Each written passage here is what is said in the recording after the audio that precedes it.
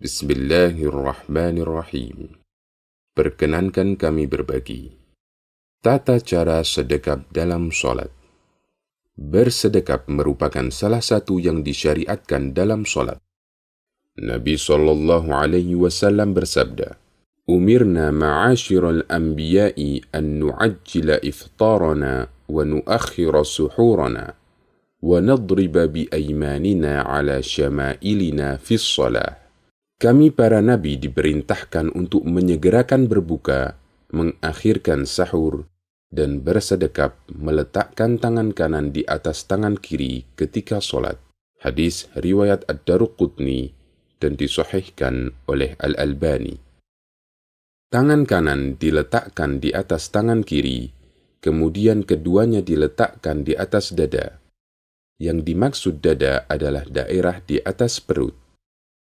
Cara meletakkan tangan ketika bersedekap ada 4 cara.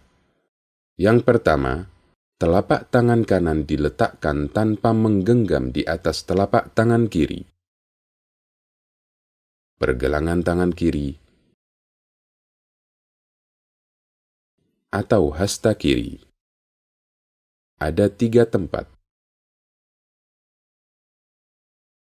Sebagaimana kisah yang disampaikan Wa'il bin Hujur radhiyallahu anhu ketika melihat sholat Nabi SAW. Hadis riwayat Ahmad, Abu Dawud, dan disahihkan oleh Syu'aib al-Arnaud. Telapak tangan kanan menggenggam punggung telapak tangan kiri. Hadis riwayat An-Nasa'i dan disahihkan oleh Al-Albani. Tidak boleh bersedekap dengan meletakkan tangan kanan melebihi siku tangan kiri.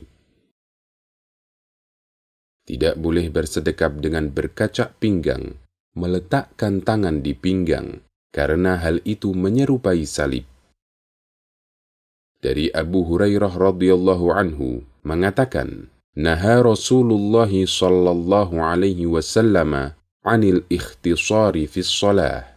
Rasulullah sallallahu alaihi wasallam melarang ikhtisar ketika sholat. Hadis riwayat Bukhari. Tirmidzi menyebutkan bahwa yang dimaksud ikhtisar adalah meletakkan satu tangan di atas pinggang atau kedua tangan di atas kedua pinggang. Kesalahan ketika bersedekap. Bersedekap di bawah pusar. Tidak bersedekap sama sekali. Ini adalah pendapat sebagian Malikiyah yang salah paham terhadap pendapat Imam Malik. Padahal Imam Malik dengan tegas menganjurkan sedekap ketika sholat sebagaimana disebutkan dalam bukunya Al-Muwatta. Meletakkan tangan di perut bagian kanan atau di dada sebelah kiri. Tujuannya adalah meletakkan tangan tepat di atas hati atau jantung, sehingga hati menjadi tenang dan sholat bisa khusyuk. Meletakkan tangan di perut bagian kiri, karena anggapan bahwa tulang rusuk bagian kiri kurang satu, sehingga perlu dilengkapi dengan sedekap. Kita telah memahami bahwa Nabi SAW adalah manusia yang paling sempurna semua ibadahnya. Tata cara sholat yang beliau ajarkan adalah tata cara sholat yang paling sempurna dan paling baik untuk membuat orang khusyuk ketika sholat. Beliau tidak pernah mengajarkan untuk bersedekap dengan meletakkan tangan di dekat hati atau jantung, tapi beliau bersedekap dengan meletakkan tangan di dada bagian tengah, tidak serong ke kanan maupun ke kiri. Maka ini menunjukkan bahwa bersedekap dengan meletakkan tangan agak ke samping kanan atau kiri bukanlah termasuk cara untuk membuat sholat kita menjadi khusyuk.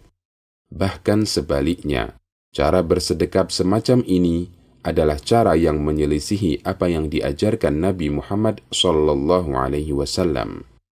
Di samping itu, sebagian ulama seperti Syekh Muhammad bin Shalih Al-Utsaimin menganggap cara bersedekap miring semacam ini sebagai salah satu bentuk ikhtisar, berkacak pinggang ketika sholat, dan ikhtisar merupakan satu hal yang dilarang Nabi SAW sebagaimana disebutkan dalam hadis di bab sebelumnya. meletakkan tangan di samping kanan atau kiri dengan maksud agar sholat lebih khusyuk. Padahal Nabi SAW dan para sahabat adalah orang yang paling khusyuk dalam sholat, dan mereka tidak pernah mengajarkan semacam ini.